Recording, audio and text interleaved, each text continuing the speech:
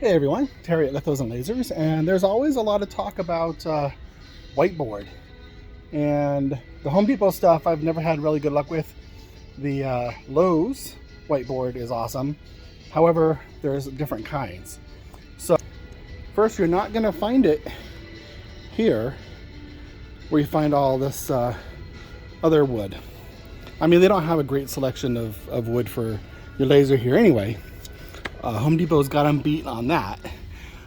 But the Whiteboard is generally not here. Sometimes it's down here, but that's not really the spot. So I'm going to show you where it's at.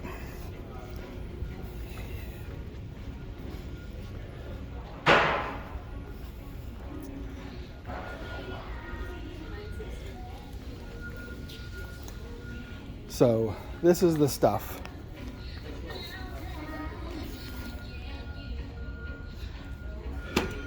The price has gone up. It used to be about $8. The important part is that this is the label you want. They sell a lot with this 907231 number.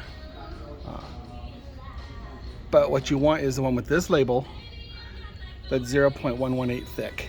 This stuff cuts at 160 full all day long, and it's beautiful. So if you find 907231 but it's thicker, or the label is not this label, I would not bother.